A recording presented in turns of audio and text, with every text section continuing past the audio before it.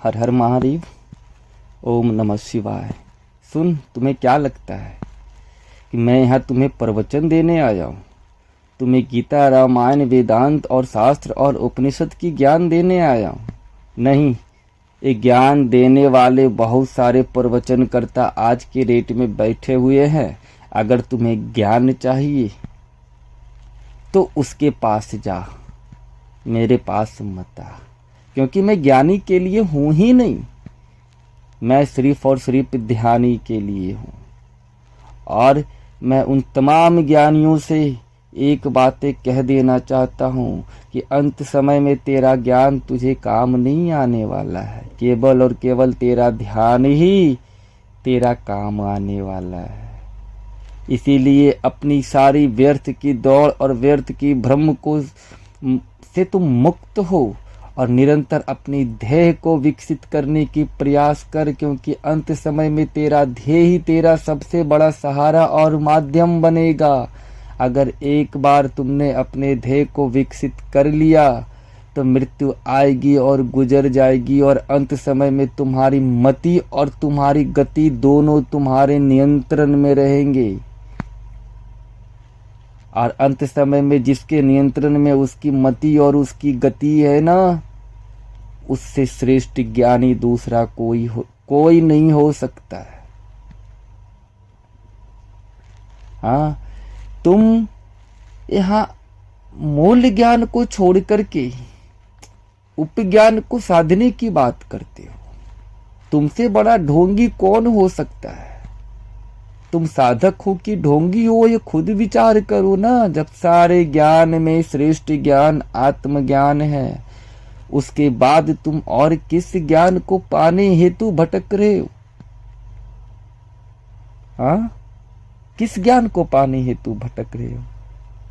तुम भूतों की साधने की बात करते हो, पिशाचों की साधने की बात करते हो, प्रेतों को साधने की बात करते हो, लेकिन जिसे साधना चाहिए उसे साधने की बात नहीं करते हो। जो मूल ज्ञान है उसको छोड़ करके तुम ऐसे ज्ञान की ओर नित्य अग्रसर हो।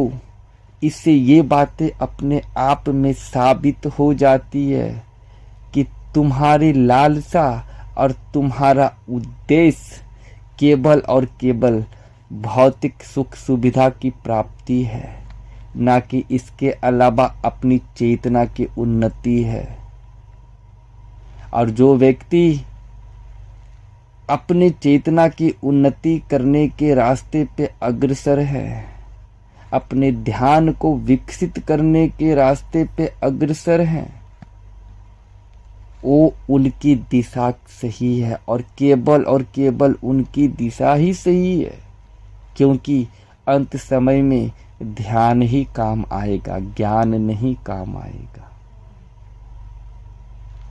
हाँ, कभी सोचा है जितने भी धर्म ग्रंथ है, जितने भी वेदांत, शास्त्र, उपनिषद है, ये तुम्हें किस ओर इशारा करते हैं?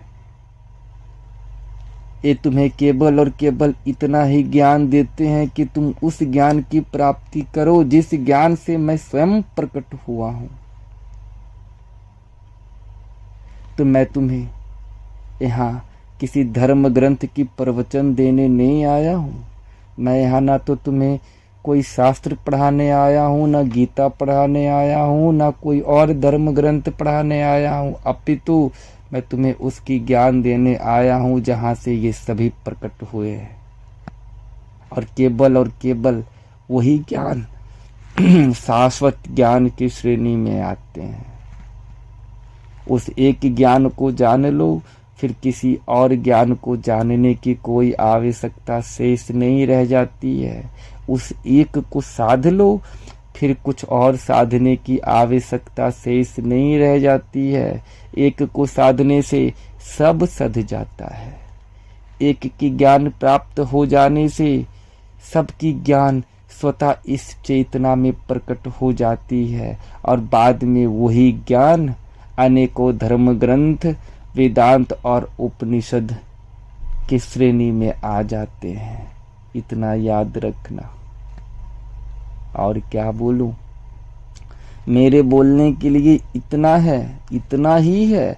बाकी तुम्हारे विचार करने योग्य हैं।